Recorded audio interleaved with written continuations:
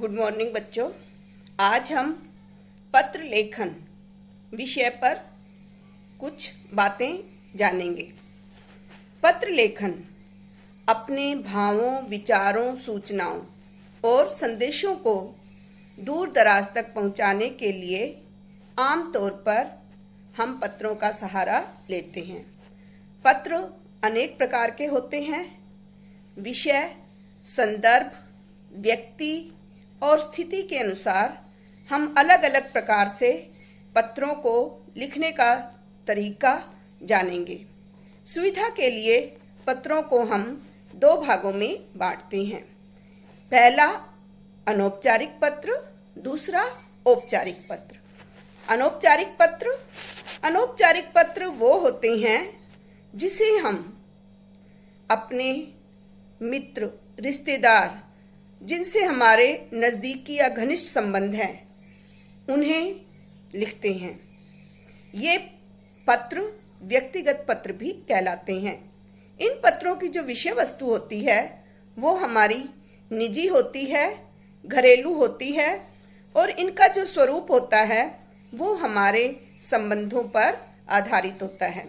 जैसे मित्रों को लिखे जाने वाले पत्र में हम मित्र के साथ जैसा व्यवहार करते हैं उसी भाषा शैली का उसमें प्रयोग किया जाता है। और बड़ों से हम जब पत्र लिखते हैं तो हमारी जो भाषा होती है वो आदर से परिपूर्ण होती है। भाषा शैली प्राय अनौपचारिक और इसमें आत्मीय होती है।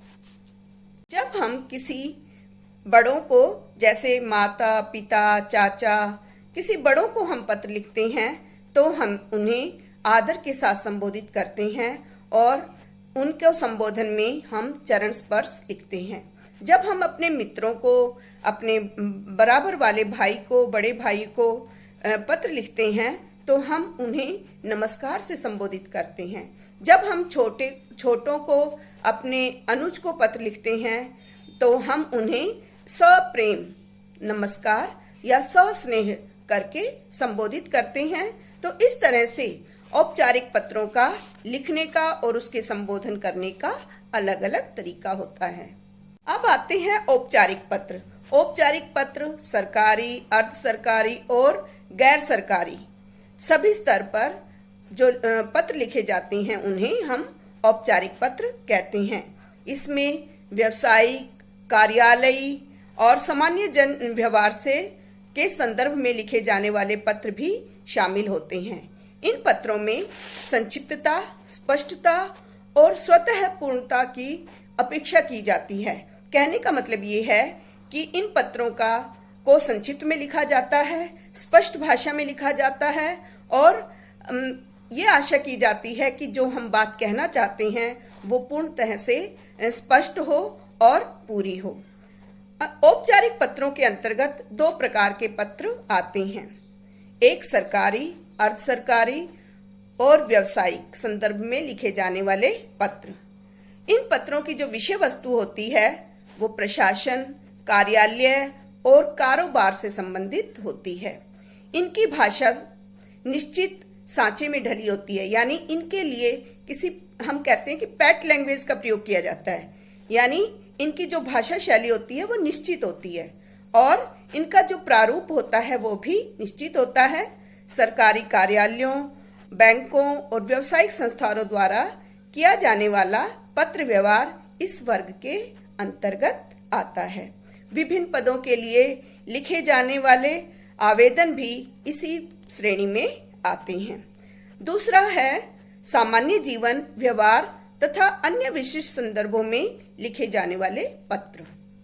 ये पत्र परिचित व अपरिचित व्यक्तियों को तथा विभिन्न क्षेत्रों से संबंधित अधिकारियों को लिखे जाते हैं। इनकी जो विषय वस्तु होती है वो सामान्य जीवन की विभिन्न स्थितियों से संबद्ध होती है। ये प्राय सामान्य और औपचारिक भाषा शैली में लिखे जाते हैं। इनके प्रारूप में प्राय स्थिति और संदर्भ के अनुसार परिवर्तन हो सकता है।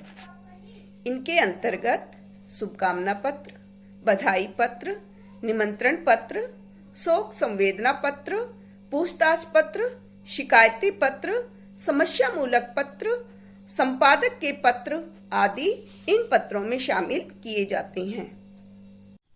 पत्र के अंग। पत्र चाहे औपचारिक हो या अनौपचारिक, सामान्य तौर पर इनके एक अंग एक जैसे होते हैं। सबसे पहले हम लिखते हैं पता और दिनांक। दूसरे नंबर पर संबोधन और अभिवादन शब्दावली का प्रयोग किया जाता है।